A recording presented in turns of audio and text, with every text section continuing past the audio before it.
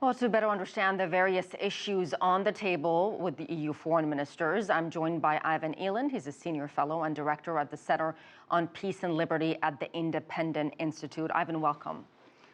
What do you make of this sudden shift towards Libya? This is December of 2015. This conflict is not new, has been going on for a very long time.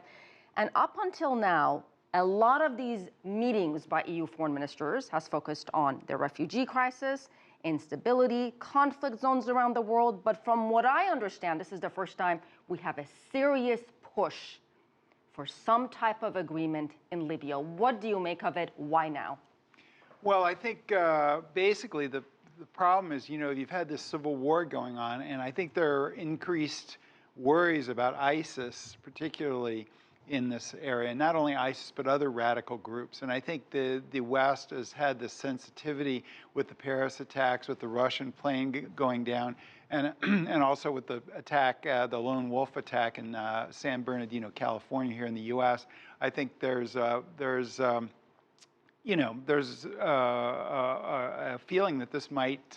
feeling of urgency, perhaps. Well, yes, this was a contained civil war, but they may be thinking maybe it's not going to be so contained. It may go over the borders and even into the West. Libya is very close to Europe. Correct. And a national unity agreement is supposed to be signed December 16th. That's on Wednesday between rival Libyan factions. How significant is this? Well, I want to see what happens, because I think the issues haven't been resolved. When you have outside powers pushing you together, you say, oh, yes, we'll do that. But of course, the issues are still the same. And they have, Libya's always been a fractured country tribally and otherwise. And so I think you're probably still going to see a conflict there. Let me move on to Turkey's. Turkey's EU membership bid seems to be back on the table. What does the EU want from Turkey in exchange for EU membership?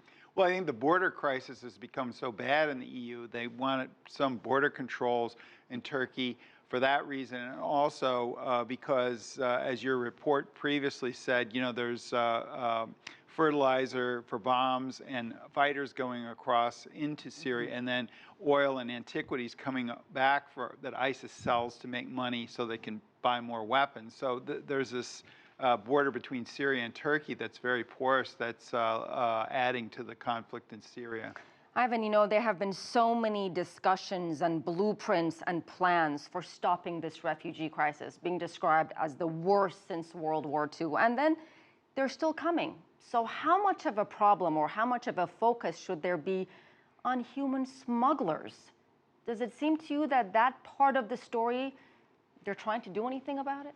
Well, I think, it's hard to do that because, you have the same problem with drugs. If there's a demand for the service, smuggling drugs or smuggling people, then there's going to be people who will take risks, and even lawbreakers that'll do that. Now, of course, governments can try to monitor and do something about that, but I think you really have to do something about the demand. And if you can't do that, most economists will tell you these problems, the problem will just keep persisting. And you think this is the kind of problem that will drag on into 2016? Oh, yeah, probably longer than that, I would think.